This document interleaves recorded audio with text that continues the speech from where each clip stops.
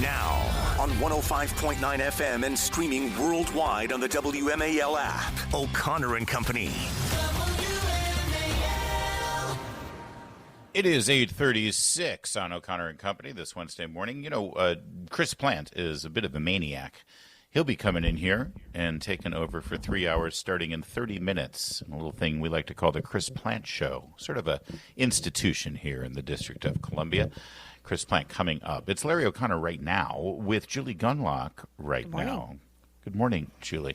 Susan Ferrechio is the national politics correspondent of the Washington Times, and well, she's forgotten more about the inner workings of Capitol Hill than most people will know, so we turn to her wisdom now on what's going to happen with the reconciliation package, the tax cut bill, as I like to call it, or as the president has now dubbed it, the big, beautiful bill.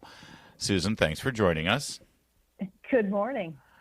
So the Senate, obviously because of the parliamentarians' heavy hand and Senate Republicans unwilling to overrule that parliamentarian, has now handed the House back a very different reconciliation package that they sent over to the Senate side. What will the House do? Well, that's a great question. We're going to find out. They convene at 9 a.m. today for a procedural vote on this thing that will probably tell us fully whether this thing is going to get through this week. There are, they only have their 3-vote margin, as we know, in the House. So the Republicans have a very tiny majority. And it sounds like there are some people who aren't happy with what the Senate did to the bill. Mainly, they raised the cost of the bill. They got rid of some of the spending reductions that the House wanted in there.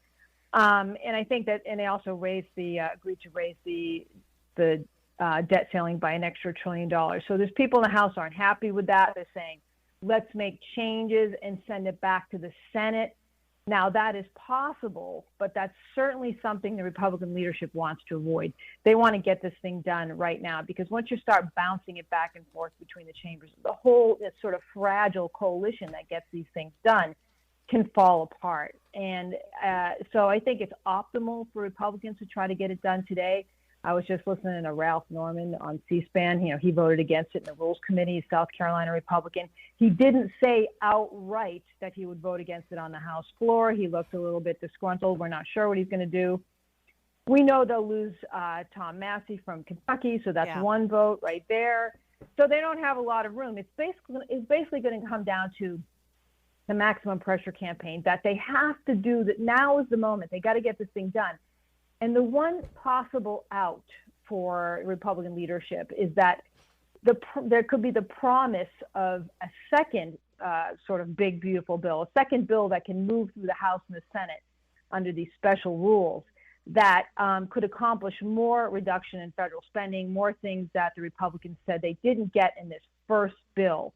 So with that, combined with President Trump's commitment to lowering spending with this, rescission packages and DOGE, these are the things that may make it easier for these reluctant Republicans to accept what the Senate has sent over. It's not guaranteed. I think it is possible, though, that they do pass it.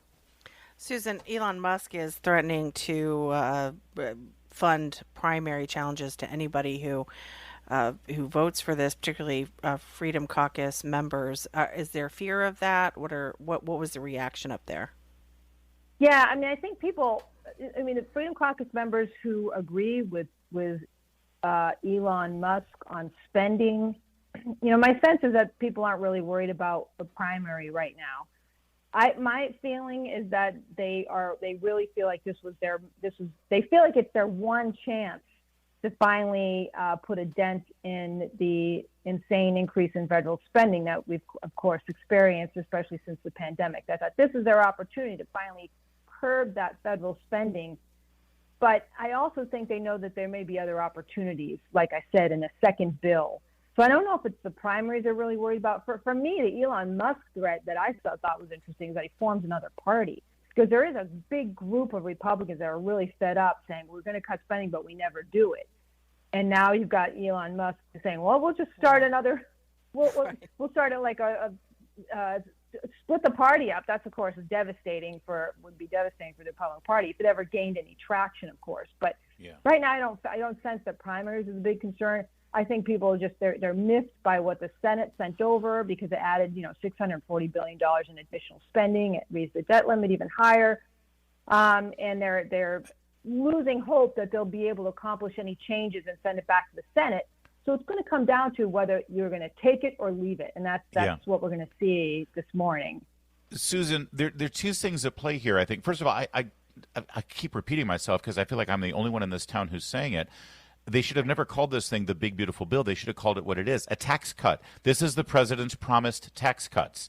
It's a lot easier to vote against something called the big, beautiful bill than it is to vote against the Trump tax cuts that were promised in November that he won with. There's that. I mean, they need to impress upon these holdout Republicans that not only will they be betraying the president's promised tax cuts, but they'll also allow for his 2017 tax cuts to expire. So that's increasing taxes. That's number one. Right. But number two, the calculation really seems to be, what do they fear more? Donald Trump primarying them because they were disloyal and did not vote for his package? Or do they fear Elon Musk spending $1 million on a primary opponent? It seems to me that Trump's got a pretty good track record in Republican primaries. He does. And it's really important, Larry, to listen to what the president's been saying the past few days. He just tweeted out something now about how it's important. And remember, if the tax cuts expire, that's an additional $4 trillion in taxes people will be paying. That would be insanely bad for the economy. I think everybody agrees on that. The president's been a little bit light-handed on the deadline. No, I don't know if you've heard him lately when people say, well, what about the July 4th deadline? He's like, well, I don't know. So, is it going, my question is not whether it's going to pass, but, this thing you have to look at in sort of little pieces.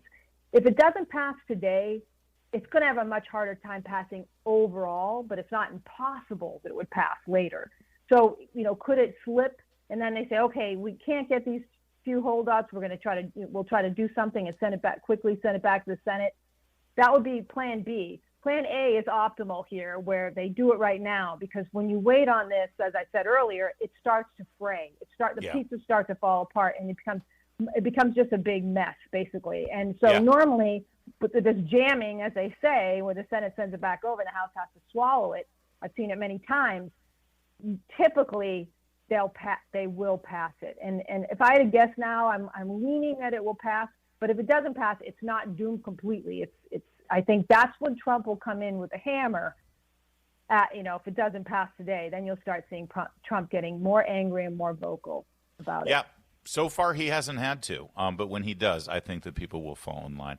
All right, Susan Ferrechio. Hopefully it's resolved before July 4th so you can enjoy your weekend. Otherwise, you'll be working. Thanks, Susan.